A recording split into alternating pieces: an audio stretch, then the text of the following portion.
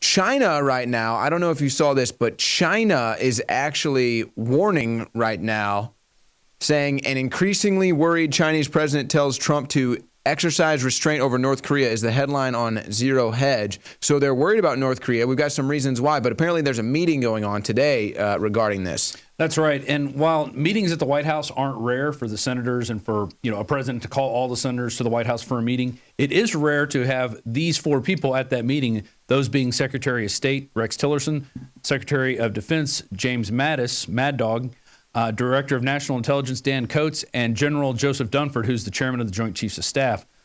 It's very rare to have those four men in the meeting. We have this, it's a Reuters article on Infowars.com right now, and you could read about that and what they're talking about. But I'm sure it has to do the same with what's going on in China, what China's been saying to us.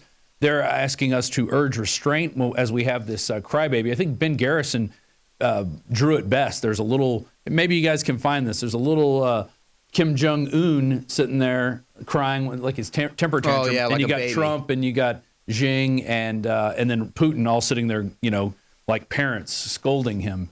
And that's kind of what we're dealing with. We're dealing with this guy who doesn't have a governor, who doesn't have anything, any whim. He just, he blows people up with aircraft carrier, anti-aircraft guns. That should say enough. That's how he kills members of his family. He also sicks wild, hungry dogs on them. And those are different ways He's to kill. poisoned members of his own family as well. South Korea, China, and the United States. There you see the problem child. And Ben Garrison really does encapsulate the best of, he gets the gist of really what's going on in the world. But that's what's going on at the White House right now. So it'll be anxious to see, it'll be interesting to see what goes on the next few days. Because I thought maybe something would break out over Easter weekend. Nothing's gone on. And it's been kind of this stalemate, this staring contest with both sides looking back at each other. I've been calling it war chicken. Yeah. On Saturday, this story broke. Volleyball over, North Koreans go back to work at nuclear site. Apparently, this nuclear site in North Korea, which kind of had some inactivity for a while, is apparently buzzing with activity now. And that might have something to do with the president of China's message and this meeting today. Maybe North Korea really is, some people are theorizing that Kim Jong-un is basically freaking out right now. He feels like it's a last desperation chance for him, possibly. And that might be why China is saying this meeting is going on, this increased activity at this nuclear site. It's all very interesting stuff, and I'm just glad. I mean, in Japan right now, I saw a story today that bomb shelters are and selling. water purifiers. And water purifiers. I wonder why that is. Yeah. Well, they're close to North Korea. They're worried about, stuff contaminating their drinking water. They're worried about being able to survive a nuclear explosion. One of the only countries, we've launched test nuclear bombs and so is Russia, and China, I'm sure, has done their own nuclear testing, but they're the only country thus far who's been hit with a nuclear weapon. So they're very serious when it comes to preparedness. And, especially if you're living in one of these coastal areas, you better have those items, plus also an evacuation plan ready in case there is another tsunami like we saw back in 2012, I believe. There was another interesting development. This one was not in North Korea, but this was a story on Zero Hedge today.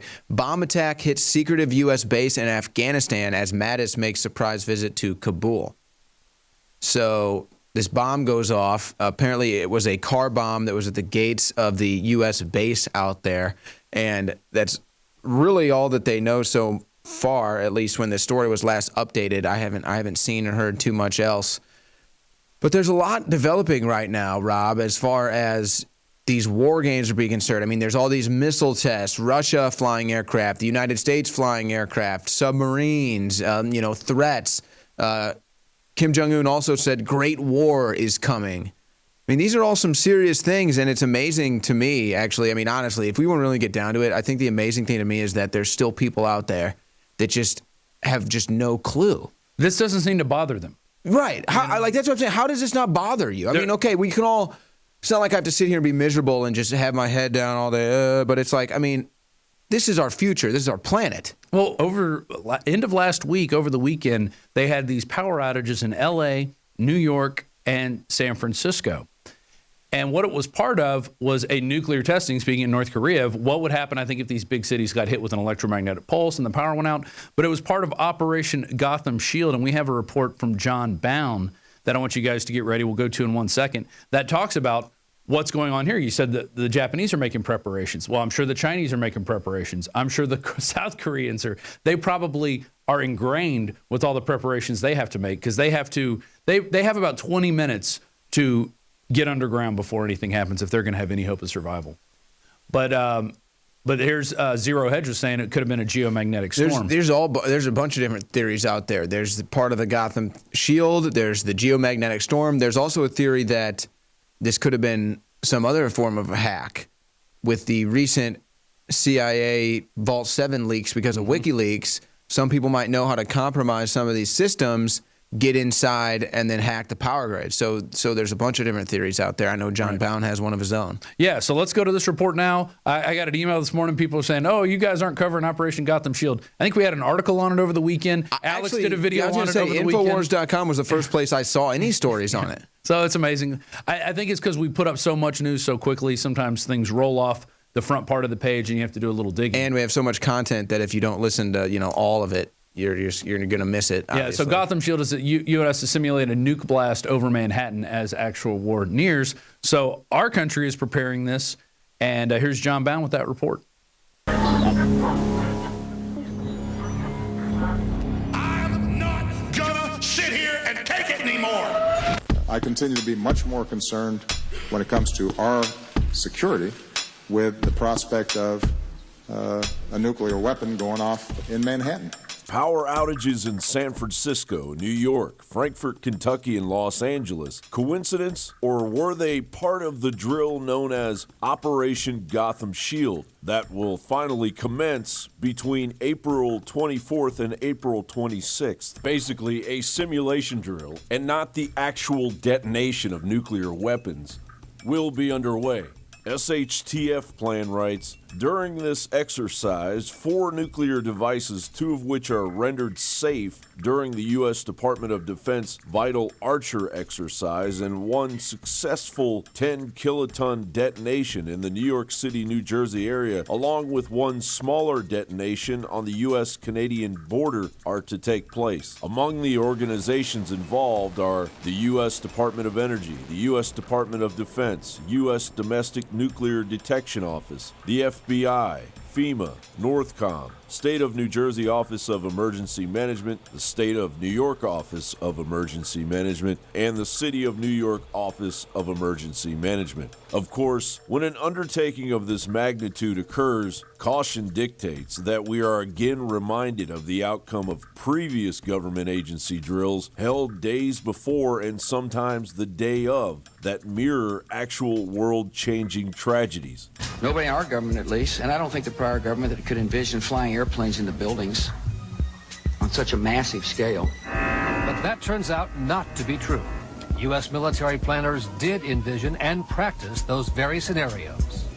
As reported by USA Today, the North American Aerospace Defense Command, NORAD, conducted exercises with fighter jets, simulating hijacked planes flown into the World Trade Center in the 2 years before the attack. You are actually working today on an exercise that envisioned virtually this scenario. Almost precisely. I was up until 2 o'clock this morning because it's our job, my own company, Advisor Consultants. We specialize in helping people to get their crisis management response. Witness number 1 approached an ATF agent nearby. He claims he asked the agent what had happened, and witness number 1 says this is what the agent told him. He started getting a little bit nervous. He tried reaching somebody on a 2-way radio. Couldn't get anybody, and I told him I wanted an answer right then. He said they were in debriefing. None of the agents had been in there. They had been tipped by their pagers not to come into work that day. Plain as day out of his mouth. Oklahoma City paramedic Tiffany Bible, who heroically responded just minutes after the blast on April 19, 1995, swore in an affidavit when she arrived, the BATF was in full mop gear, bomb gear that takes at least 30 minutes to put on. When she asked them, oh my goodness, were you guys hurt inside the blast? They said, no, we got tipped off by our pagers not to come in today. It's true. Drills are held all of the time. However, adding to the concern is the occultic nature of of Operation Gotham Shield. The term Gotham, an old Anglo-Saxon word meaning goat's town, and a nickname for New York City coined by legendary American writer Washington Irving, and later becoming the realm of Batman, has significant Freemasonic influence, linking it to the 33rd degree worship of Baphomet. All are worthy. Now you can say that again. And that is Bruce Wayne's grandfather, Mrs. Cooper. His great-grandfather. I understand he was tapped for Skull and Bones. Tapped for it? Sir, he founded Skull and Bones. This ceremony at Ground Zero, preceding the unwelcome construction of the memorial that would be blatantly named the Oculus, could very well be a clear Masonic reference to Aleister Crowley's Thelemic Third Eon known as the Age of Horus. According to Crowley, Horus is gradually growing from the idealism of 20th century chaos, i.e. communism, fascism, etc., into an age of human enlightenment. Yet, who has adopted this concept of the coming of the Antichrist as their own? None other than the puppet masters of the elite shadow government and their new world order. In my line of work, you got to keep repeating things over and over and over again for the truth to sink in, to kind of catapult the propaganda. John Bound for Infowars.com. Powerful report from John Bound there. Yes, and you can see how there's this continuing pattern where there's an exact drill going on that happens to be the exact event that happens. 9/11, of course, the biggest example. The most obvious example would have to be the Boston Marathon bombing. And then you have to look at Operation Project Gotham here and the power outages that just hit. Well, actually, they hit everywhere. If you look at the overall grid, there were power outages in a lot of major cities. San Francisco, the biggest one. So you have to scratch your head. You have to wonder if the powers that be are testing some sort of global initiated collapse, some global initiated panic, or if this is truly just organic things happening. Obviously, these are the questions that we try to cover at Infowars.com. It could have been an agency trying to go, can we bring down the power grid? Right. Or some other actor, or a different state actor or individual actor. That's right. There's a lot of different. Or as Trump said, a 400-pound guy sitting in his bed. Well, that's who hacked the emails.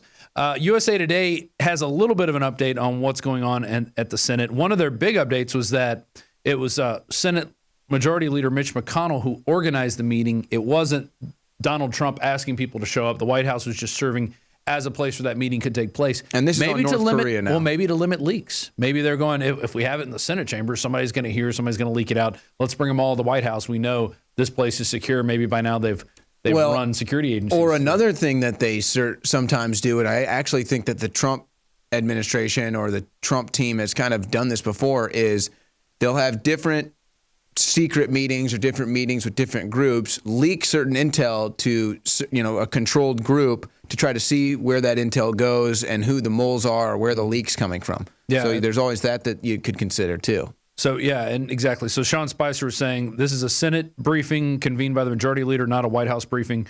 The White House press secretary, Sean Spicer, said we were just serving as the location. So that, I think, might be a big thing. Maybe they didn't want anything getting out. Or maybe something will leak out of this from that meeting, and we'll hear about it. Because at this time, the meeting was held over an hour ago, and nobody's reporting on anything coming out of it. So maybe there haven't been any leaks. Well, I don't have... it doesn't feel like I don't have much say on this game of war chicken. It feels like I'm just on the ship, and I'm hoping that who's ever steering the ship turns it out of the way so that we don't have to head-on collision with whether it's North Korea or China or Russia or whoever it is. I'm hoping that whoever is steering this warship in this game of war chicken does not lead us to a head-on collision, because I don't think anybody really wants that right now, but I think there may be some powers that be that do.